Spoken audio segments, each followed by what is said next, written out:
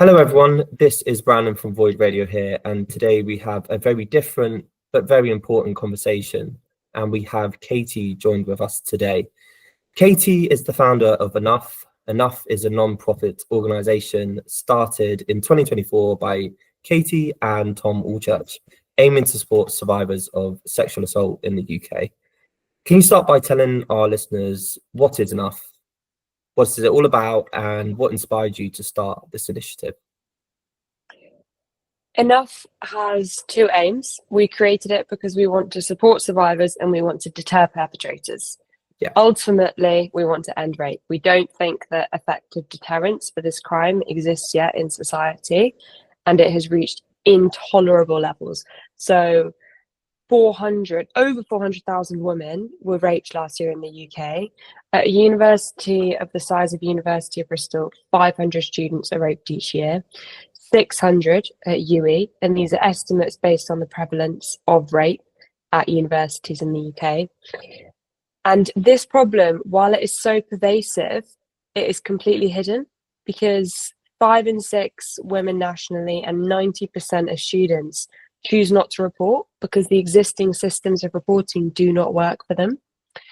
And in not reporting, not only does it remain hidden, but it also means that survivors struggle to get the support that they need and deserve, and perpetrators fail to see that there are consequences and are undeterred.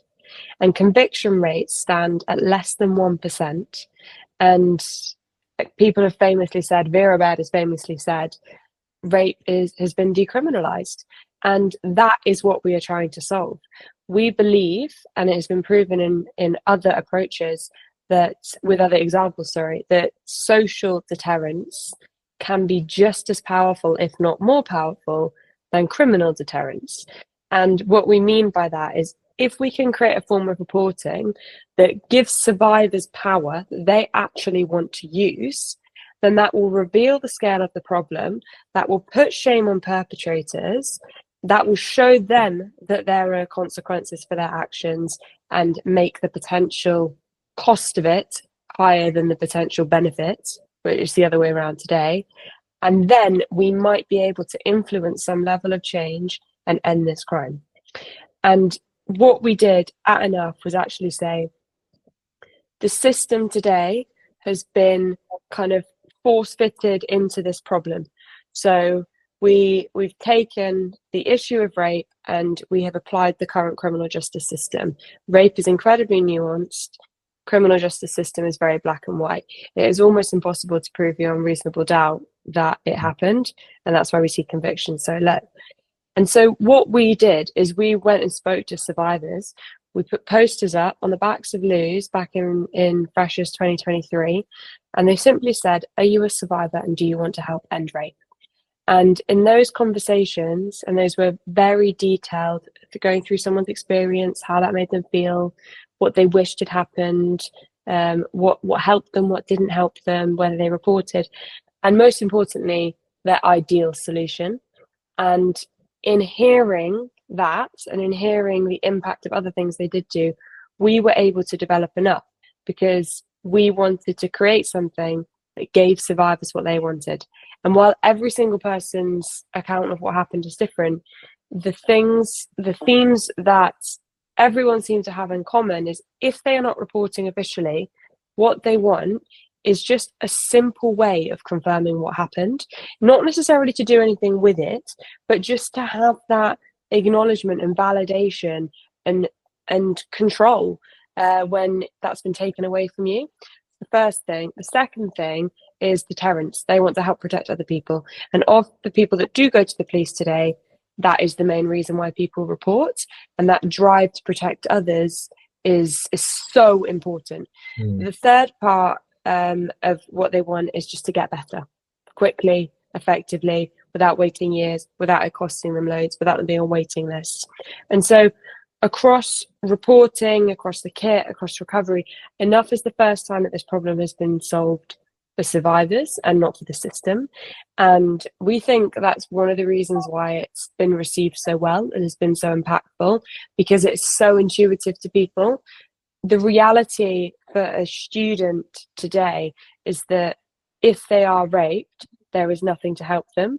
And yes, there are things that can help them, like the police or a sexual assault referral centre or university student resolution, but those aren't realistic options for the majority of students, because they don't want to make it into a massive deal. They don't want to let it take over their lives when they're supposed to be having their best years possible at university.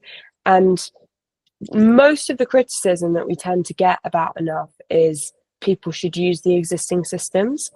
And it is no one's place to tell a survivor of sexual violence what they should do to help themselves get better and protect others. And for as long as we tell ourselves criminal justice will solve the problem, we need to lock these perpetrators up, we are failing to acknowledge the reality, which is many survivors do not want to report that way, and today are going unsupported. Thank you so much for that. And yeah, I think obviously Enough has been doing a lot of work, and we'll go into a bit more of that as well. But it's clear to see that the systems in place already are not doing enough for survivors, and that proof, and you've heard so many different stories of these systems failing people.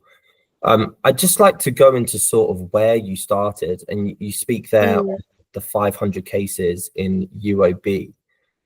Why start in the University of Bristol? What were the reasons for that, and how has the response been, not just from the institution themselves, but also the students? First reason is that university students need us most. We need to start somewhere, and you can roughly divide the number of rapes into three portions of someone's life. So a third of rapes happen before university, a third at university, and a third after. So those 3 university years are the highest likelihood of it happening. So we knew we had to start at universities. The other reason we need to start at universities is because you naturally have a kind of contained, even though you're within a city and can obviously go elsewhere, you have a contained group of people who have far more social interactions than normal. And so that word of mouth speaking, the kind of close community, was so important for creating the deterrent, instead of just giving out loads of kits in London to anyone and saying, go off and hopefully speak to your friends. And then Bristol specifically, because several reasons. Bristol is known to be a progressive city, known to stand up for causes that matter. And we've seen that play out with the safe spaces that we've got across the city. These are local bars, cafes, pubs that want to show where they stand. And in some ways, being a safe space is a bit like having a badge of honour and saying, we have kits here if you need them. So Bristol, one, for that reason.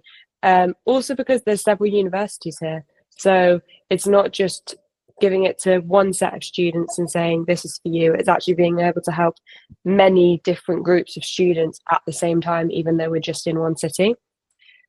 So yeah, those are the reasons. And it's been so interesting seeing the response, because I actually was most concerned, not about institutional response, but about how boys would respond, because I think it's so difficult for boys at the moment, because the term toxic masculinity is just thrown around the entire time. And it's so unhelpful because it reduces people, and it's kind of like, well, it goes into the whole cancel culture thing. But actually, I've seen firsthand that if you give someone an opportunity to be an ally, and like literally taking a kit and holding a kit and telling your friends you have it, is such a relief for so many men in particular who do not know how to bring up this topic with their friends. And this is a conversation starter. So I've been so positively surprised by that. And one anecdote in particular is the University of Bristol Rugby Club all stood up at the start of the match and said, we stand with survivors, and they held a kit up in the sky. And that was a very important moment. Students in general are reacting so positively to Enough. You don't even need to explain the problem to them, very sadly, because everyone gets it. Everyone's been through it themselves or has friends. One girl told me, I live in a house of 5 girls and 3 of us have been raped. And the way she said it was just like kind of with a shrug, as if that's the reality. And it's so awful that it's got to that point. The institutions have been disappointing. We never expected University of Bristol in particular, because that's where we started. We never expected University of Bristol to be able to endorse us, because we didn't have any proven impact yet. We were just showing up and doing it and learning, and we have the results now after the first bit of the pilot. But we said to them, don't expect an endorsement, but by the way, here's what we're doing, and would love to work with you at some point if you want to. Have pretty much heard nothing from them, and we know that they're publicizing a lot of their materials or other local community resources to people, and it's a little bit confusing why they're not including enough in that, and students are finding it confusing and distressing, especially from a student union. They expect that a student union, which is the voice of the students, would stand behind and support something that matters so much to them. And it has been really disappointing, actually, some of the behaviour from the student union at Bristol. Like, it feels like they're actively trying to sabotage us and prevent bars and clubs from working with us, which is just very, very strange behaviour. But it doesn't. A lot of people ask if it worries me, and it honestly doesn't, because we don't depend on their partnership.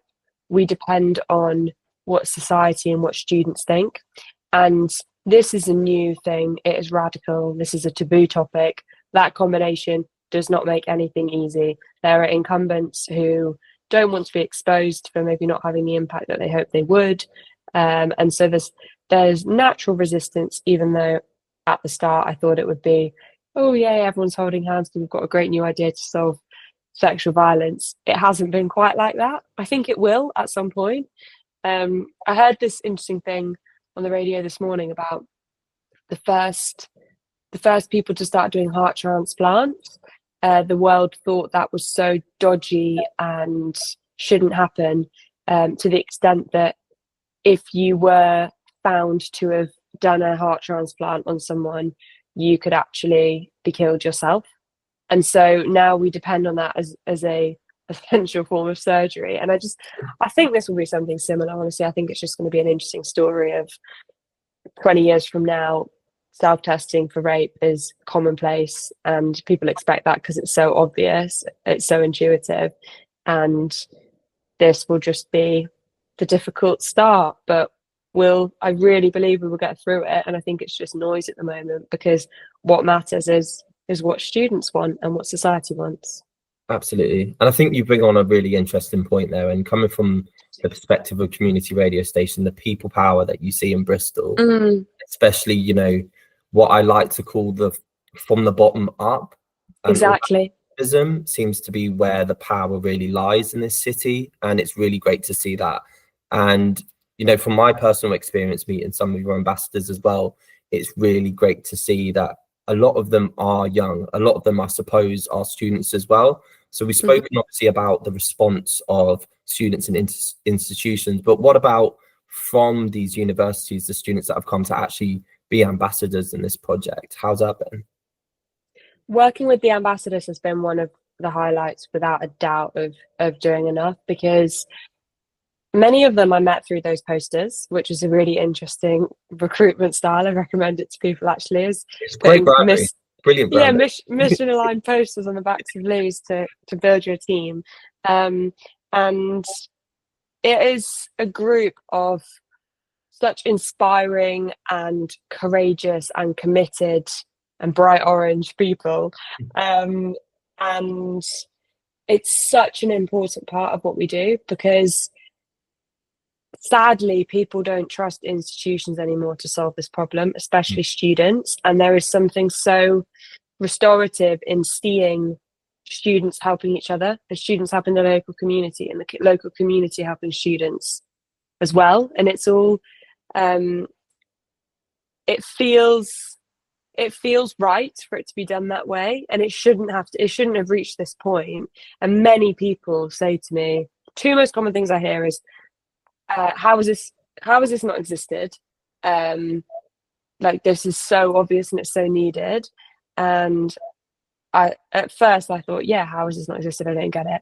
With some of the stuff that's now happened, I get why it hasn't existed. I get that other groups may have tried this and might have been put off by some of the resistance that we're experiencing currently. And the other thing we hear all the time is, I wish this existed 6 months ago. I wish this existed 3 years ago. I wish this existed 6 years ago for my best friend. And so many people know the reality of doing nothing and wish that they had something instead. Absolutely. And when it comes to the ambassadors, and the work we do, the presence, the visible presence of Enough, and the colour of us, and the people, and our big orange paddling pool that we put outside Senate House in Bristol, in University of Bristol, it's saying we're not hiding this problem anymore. We're not burying it under the rug, hiding it under the rug. We're exposing it. We're empowered by it, and we're going to end it. Lovely to hear that. So obviously you're at an early point in Enough's journey. Where else are you looking to expand your efforts? Other universities or other communities or other spaces? Yeah, sadly, we're at the point internationally where Enough is needed everywhere, and we get messages every day saying, can you come to Australia? Can you come to India, the Netherlands? People saying they want to help us put proposals together of how to get it into their country.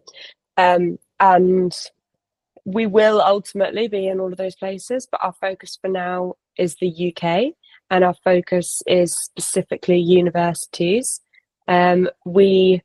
We've done the initial part of our pilot in Bristol, and we will continue to work on that throughout the rest of this year, and we will assess impact.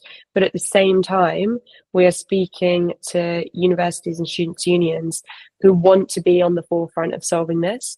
It's been really interesting to see which universities are kind of laying low and not even responding to our emails, which universities want to have calls, and which ones are actually outright contacting us and saying, I saw you in the Guardian, I saw you in the Observer, and they know that this is a major problem for their students, and they know that not enough is being done right now, and they are humble enough to admit that they cannot solve it themselves, and that it is a good thing to welcome something from outside instead of interpreting it as undermining what they do, which is the reaction from some universities that just want to keep this issue hidden.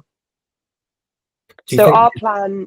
Our plan is to be available for free across the country for university students, and that requires working with universities and student unions. Beyond that, anyone can access a kit. So you can go on our website and you can buy a kit for £20, and that is actually less than the cost of the laboratory testing. And the reason we're able to do that is because you are effectively subsidising someone else's laboratory testing should they ever need it, because not every kit will be used. Okay. I was just going to ask there, you said about universities wanting to take this in their own hands or just being silent and hiding the issue. Are those the two main issues you're having with universities, or do you think there's other things at play there? Maybe a sense of saviourhood and wanting to somehow come up with a solution themselves? The two main things are they don't want to be in the spotlight for this topic, which is so shallow to see it in that way, because they could be in the spotlight for solving this topic and embracing something their students want, but they don't want to be in the spotlight for the topic. And the estimates we give, about 600, for example, at UE, they described that as defamatory, because they said the number of reports they get is less than 5, and that's what we should go off.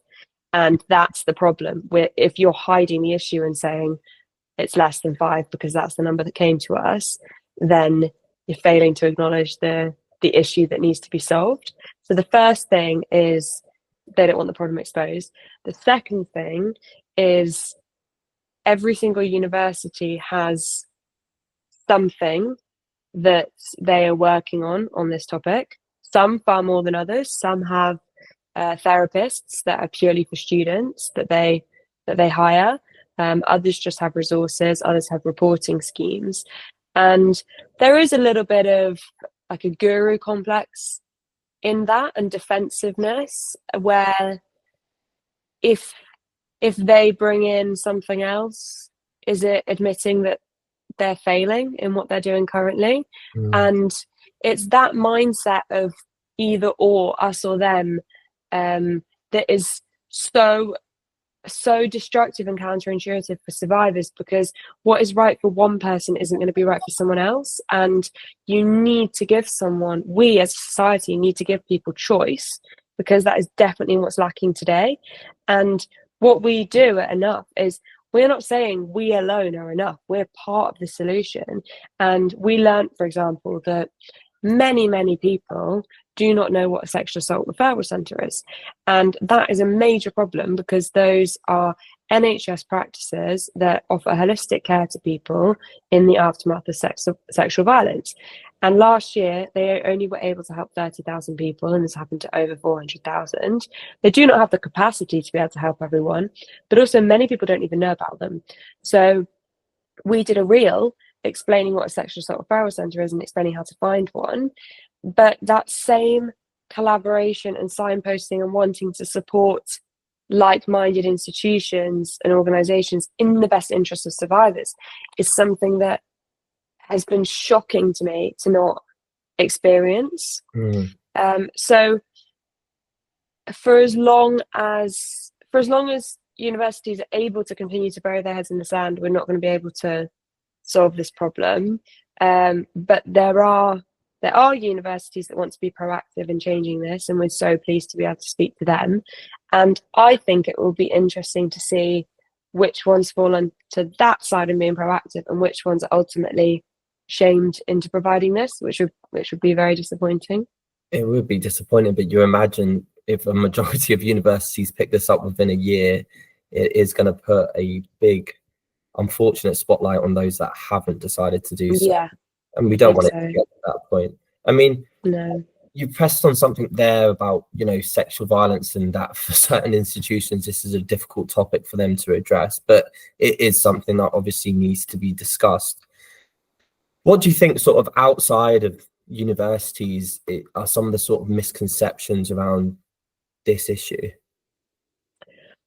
God, I don't know where to start. There's so many rape myths in society, and it's not just the problem of incels and really extreme people in the manosphere. It's language we use in everyday conversations, and it's even impartial media and the language they use. I was really surprised to see when we were on the BBC last week the way that piece was introduced as, if you believe you have been attacked, you can use one of these kits.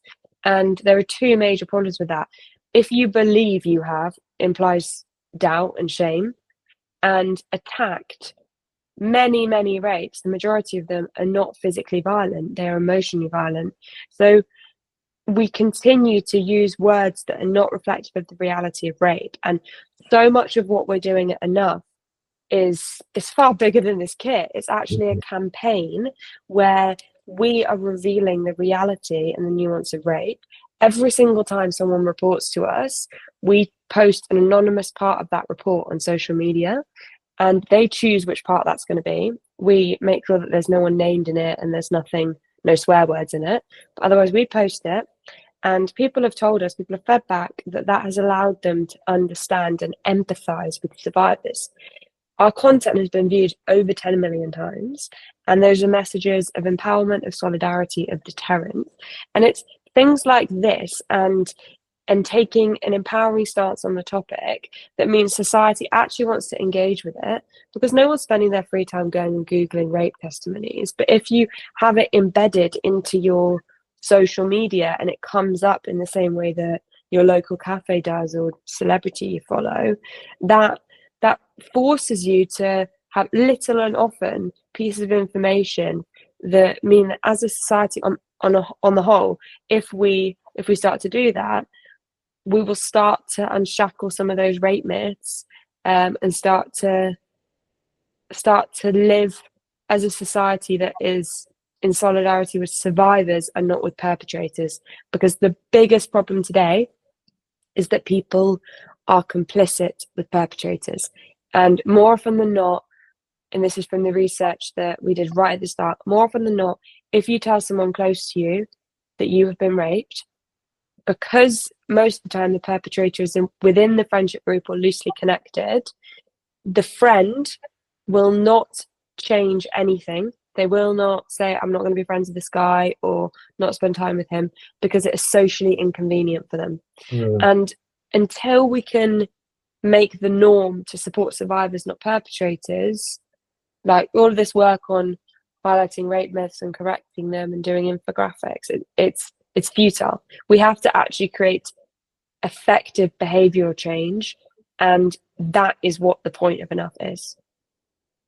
I like that. And I think with most problems, especially like social issues, and especially in the sphere of sexual violence, it's often, like you were saying, people being bystanders to it but not being upstanders. And I think that's the next part, is people sort of standing up. And language is such an important tool as well to communicate, but also, like you said, to empathize. I'd just like to ask just a small question here. If someone, say, had caught a drift that someone had been a victim of sexual violence, what would your piece of advice be in how they'd approach that situation?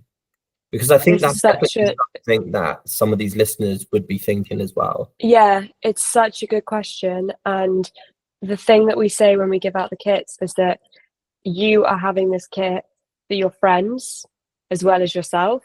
And people saying, I have one of these kits, does two things. It shows the others where to come, but it also shows where the person who has it as an individual stands on the issue.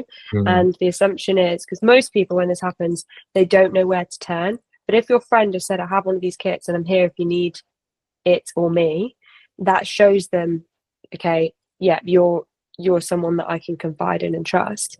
But when it comes around to having that conversation, it all too often is the case that people don't know what to do until after the conversation happens. And it's really straightforward stuff that takes 5 minutes to learn. And we've actually created a video purely for this. It's called For Friends and Family, and it's on our YouTube recovery channel. We've written a guide as well, because some people prefer that. And it's really important for people to read or watch this, because it's kind of the opposite of how you would go about most conversations. Normally, if a friend tells you about something, you want to ask questions to show curiosity, and you want to help solve the problem. And those two things can be so detrimental for someone's recovery, especially in an early conversation, because questions don't imply curiosity when you've just experienced trauma. They imply doubt, and that would spiral someone's sense of blame and shame. What they need, and this is a really uncomfortable thing to do as a friend, but what they need is someone just to sit with them in that trauma and acknowledge, yes, that happened, and yes, it was horrific, and the way you feel is completely understandable, instead of someone saying, well, how bad do you think it was? Because they think in asking that they'll help the person see that it's actually not that bad and they'll get through it. Or by trying to solve the problem and saying, you should do this, you should do that, because it is incredibly traumatic for someone while they're still processing it and working out what to do, to also have to respond to what someone else thinks about what's happened to them. And so there's a few quite basic things that can really make the difference, but I would say those are the two most important ones. Is don't ask questions unless you have asked if you can ask a question and they have asked you, and also don't try and problem solve. Absolutely. Now, going back to the DNA kits, you said that was a really important symbol for people to carry into conversations, and I really love that, and I can see how that is as well. And also, it's just so funny mirroring what you're saying to my experience with your ambassadors as well, because that's exactly the words that I'm thinking about. I mean, they're great, doing a great job. They're doing a wonderful job. So yeah, with these DNA kits, can you explain how they work and why they are so important? Yeah, of course. So people who are against us try and reduce us to a DIY rape kit company, which I find funny because it makes it sound as if they're students in their bedroom just putting together these swabs. This kit, yes, it has a DNA swab inside it, But one, it is a symbol, and two, it is a deterrent. And 7,000, more than that, probably almost 8,000 now, students in Bristol have one of these in their university houses with their friendship groups. That started a conversation about consent, and that means that people know about the importance of it and will have created a deterrent effect already in Bristol. The University of Bristol Epigram paper actually did a survey about a month ago now, and it said that 84% of students were aware of enough. And the shame is on the side of people not knowing what the kit is and how we work. It's interesting actually when we go on nights out and give wristbands and kits to people, we say, have you heard about enough? And if someone says no, all of their friends go, what, how? And that means you haven't heard about the importance of consent. So how it works specifically is, if you need this, you would ideally either have one or your friends have one, or you can go and get one from one of the safe spaces in Bristol. And that's where you go in, you order a hot orange, and you're given one of these kits, no questions asked. Inside it are three things. You have a water vial, you have an instruction leaflet, and then you have a DNA swab. And it looks like this. You self-test. That then goes back into the packet, becomes this envelope, goes back into here. And then you'll see on here is the address of the laboratory. Seal it, put it in the post, and in 48 hours you receive confirmation of someone else's DNA in or on your body. And when it arrives at the lab, it's actually split into two, and that's so that half is analysed straight away, giving you that confirmation. It's all anonymous. Our aim is not to name or shame anyone. It's not compared to any databases. The other half of it is frozen for 20 years in a forensic grade freezer. And that's so that if at any point you decide you want to go to the police, because most people who do decide they want to go to the police do so at least a week after, so they don't have any possibility of evidence collection anyway. If you decide you want to go to the police, you can download your timestamp testimony that you've written when you upload the kit as well. And on that will be this barcode number, which is on the swab and on the envelope, so that when you pass over your testimony to the police, they will say, okay, lab, please can I have reference number ABC123 from the freezer? And then they can use that for their purposes, their investigative purposes. And of course, it is better if you know you're going to go to the police, to go to the police straight away, because you have a full forensic examination. But most people do not want to do that, and most people who do it at least a week after. So it has to be better to have something instead of nothing. The aim is not criminal justice, but our aim is to give survivors choice, so that's why we freeze it for that purpose. After you've done that, and as soon as you've self-tested, we signpost you towards crisis next steps. These are all important things, but things that on the whole are really difficult to think about. So STI tests, pregnancy tests, where your local sexual assault referral centre is. Once we've shown you all of that and you've considered what you need, we then have our own recovery tools. And the recovery tools are such an important part of Enough. The kit in itself is a recovery tool because it's allowing you to acknowledge and confirm what's happened to you. But then beyond that, we've worked with experts and we've worked with survivors to develop the best quality recovery resources that are free and accessible to everyone around the world. And our clinical lead is Dr. Maisie Johnston, who did her PhD on the topic of recovery after sexual violence. And there's three things that are really important for our recovery.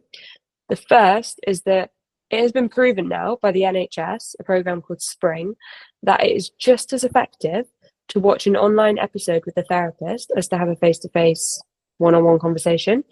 And that is a remarkable finding because it means that you can help a potentially unlimited number of people from one piece of content instead of relying on everyone having a one-to-one conversation. And today, 75% of people who suffer any kind of trauma, not just sexual violence trauma, will never access therapy. And those who do tend to do it years down the line or are on waiting lists or feel guilty about the cost of it. Most who start therapy never complete it. But actually, there's incredible value in taking the learnings from therapy, but executing them in a way that people are actually going to use because they're shorter bite-sized episodes and they can do them on their own terms. And so we worked with survivors to create topics and explainers on fit and tactics that they wanted. And so one is called Why Did I? And that explains trauma response and how whatever you did is not what you wanted. It's a normal response to an abnormal situation. And that helps unravel a bit of the shame that people typically feel. So the first thing is those videos. The second thing is we've learned from people that it's really, really easy to feel alone and really hard to find people to relate to. So we've set up effectively a Facebook, but just for survivors. It's a social network that is bright orange. We've completely customized it in the way we want. And people can come on there. They can meet others. They can see recovery topics. They can have discussions. Dr. Maisie facilitates that. It's a safe, compassionate space. And the trauma experts acknowledge and all agree that there are benefits from group recovery that you can never get from an individual form of recovery. And there's something about helping someone else in a way that you couldn't help your past self that feels like you are actually helping that older version of you as well as helping them. So it has individual benefits and group benefits. And then the last part of the recovery resources is what we spoke about earlier, actually, the guides for friends and family and the videos, because we know that those are such important conversations to have, and they're really difficult from both perspectives, both sides. And actually being able to send someone you love a resource before having the conversation, it makes the leap into that conversation less extreme. And it also means they're prepared and they understand how the topic, and they also understand how they should respond. So this kit is so much more than just this swab. It's everything that comes before it, it's everything that comes after it, and enough is that full end-to-end what survivors want. Absolutely. It seems to me like it's almost like a toolkit of different tools that can help people through their different experiences however they wish to. And you can use different parts of it. You don't have to use the kit. You can just use recovery. You can just write a timestamp testimony. You can just access the crisis information and find out where your SARC is. Absolutely. And that's a wonderful thing about it. I just wanted to go back on something we skimmed over a little bit there. Hot orange. Yeah. Tell me about that, hot orange. Yeah, so hot orange is a drink that you can order in many cafes, bars, pubs, clubs in Bristol, and you actually will be handed one of these completely for free. And it's an amazing initiative because it shows students that society supports them, and it also helps students see which local spots are mission aligned and have their best interests at heart. And so we do collaborative events with safe spaces as well. We had our launch event at the canteen in Stokescroft, and they've been a supporter right from the start. We get requests all the time now about becoming a safe space, and not just in Bristol but other cities too. And it's really, really important, especially given the institutional slowness, for it to kind of be, if you think the true bottoms up approach is students and then local businesses, wider society, ultimately institutions. And so that layer of the hot orange safe spaces is so important because it's then helping build the foundations to get up to the next levels and have even wider acceptance. I'd love to expand on that, because within music and nightlife, I feel there's almost an increased risk of sexual violence in clubs, pubs, venues, bars. Are you looking to do more work in this industry other than obviously the hot orange venues like you just discussed about there? Yeah, definitely. Music and nightlife are places where this is particularly prevalent. We know that anywhere where there is a potential abuse of power, this is more likely to happen as well. And so you experience that within music and media, where there is a manager or there is someone who is famous who feels like they can do whatever they want without consequences. Many musicians have spoken up about this, Lady Gaga quite famously. And so we hope to work with more and more safe spaces that would be able to support in those instances. But also we hope to work with people who are influential within those spaces. So Lady Gaga herself or other musicians that are particularly committed to the topic and write about this. So we're working with a few already. And we did an event with Dismantle a few weeks ago that was an awareness party about Enough. And that was a set of DJs that felt particularly passionate about this. So yeah, sadly, it's really needed there. And I also think it's an industry which is so impactful in its message and campaigning, because creative industries are able to communicate things in ways that others aren't, and that sense of feeling and connection and empathy, I think, is possibly most powerfully conveyed through music and art. Absolutely, absolutely. We couldn't agree with you more, especially being a radio station to power of that, and especially the power of the community as well. It is just absolutely brilliant. So sort of outside, we've spoken a lot, obviously, about the institutions, about the hot orange venues, about other things in music as well that you're looking to do and are currently doing too. How can businesses, say, outside of this, help Enough's mission? Well, businesses have a responsibility too, because there's workplace sexual violence that exists and again is typically hidden. And similarly to universities, workplaces, they don't really know how to solve this problem, because in fairness to them, they shouldn't have to solve it. I mean, if any other crime was to occur at university, you would go to the police. If your friend was murdered, you'd go to the police. So it's kind of like a trickle-down effect of the people that should be solving it aren't, and then that means it falls into the hands of well-being. And it is a university's responsibility, because anything that affects well-being affects them. And similar with workplaces. And what we want to do is actually establish safe spaces, not just for the community, but for employees that work there too. So if there are businesses that might not be consumer facing, might not have a cafe or a restaurant or club or pub or music venue, they can still be a safe space for their employees, and they can still speak to us about having kits, and we then provide them with resources as well. We come in and speak, and we talk about the work we're doing, and that shows an employee where their employer stands on the topic, and it reassures them that something is being done. Because I don't know if this is the same with employers, I haven't spoken to enough of them yet, but with universities, I don't know if some of them think, okay, well, if we keep it hidden, no one's going to know about it, and so no one's going to know we're not doing anything. But it's reached such horrific levels that everyone knows how much of a problem this is. One person told me that there's 5 girls in her house, and 3 of them have been raped. And it's like, I think I mentioned that before, actually. It's just the expectation of it, even among children, people who are younger than 16, know how likely this is. So we want to work with many, many businesses. We want to work with any organisation that is going to help spread awareness. We get messages from all different people every single day, and if they can help us reach more people and create further deterrence, we want to hear from them. No voice is too small, because mentioning it even just to one other person makes a huge difference.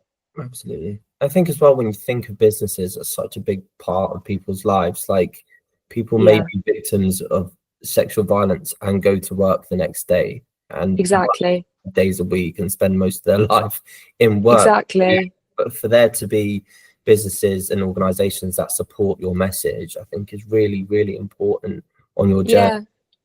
And even just having posters up and resharing content, and people can add to Instagram bio, we support Enough to End Rape. And it's just, it's a simple thing to do that makes a huge difference. Absolutely. Absolutely. Now, going back to your campaigns, I really noticed that there wasn't a mention of gender when it comes to victims. What was the reason for this? Well, one of the biggest rape myths is that it only happens to women, and it's just not true at all. A lot of men are affected by sexual violence. There's not anywhere near as much reporting done on male victims of sexual violence compared to women. There's not actually accurate numbers to go off for the number of men that are raped each year at a university. our kit is for every gender. It is not restricted to women. It's really important that men know that this is for them as well. It can happen, and everyone needs to be an ally in that. And actually, there's even more, while it happens to fewer men, there is even more taboo when it does happen to men, because it might happen within a gay relationship, and then there's the added taboo of that as well, which shouldn't exist, but in some places still does. So it's critical that enough is inclusive, because we need to help everyone who is a victim of this. And some of our ambassadors are men. It's really important that, and I don't think enough of our ambassadors are men, but some of our ambassadors are. And that's because ambassadors have become real icons and role models of this change. And many people, when they apply now, they reference an ambassador who inspired them. And so it's really important that we have male ambassadors, so that people can look at those figures and say, well, you are visually relatable to me, and that helps me accept the reality of my personal situation. Absolutely. So I just wanted to you've again mentioned ambassadors there, and like a big part of your journey and how to help out is definitely more people becoming ambassadors. And I'm sure some of our listeners today are hearing this and really wanting to get involved. For the people listening in today, what more can they do to help? There's a few really basic things, like putting enough in their Instagram bio, like resharing our content, talking to their friends about it. If people want to get involved more, they can DM us, and we'll send poster files that they can print off and put around in different places. If they want to get involved even more than that and become an ambassador, they can apply. There's an Instagram, there's a form in our Instagram bio. And honestly, though, the most powerful everyday thing that people can do is literally just say to their friends, have you heard about enough yet? Tell people, because the more of us that know, the more of us that are prepared, the more we stand on the side of survivors. And I know it's kind of one of those like generic things of have conversations, but I think that's only generic when there's not really anything to have a conversation about. When people say, oh, be a feminist and help end this by speaking about it, that's kind of quite hard advice for people to follow, and it's hard to know, it's not quantifiable, you don't know if you've done it. But saying specifically talk about this and talk about the work we're doing and show someone the Instagram and making your mission to share a post every week, that's really easy to do, and it's far more specific.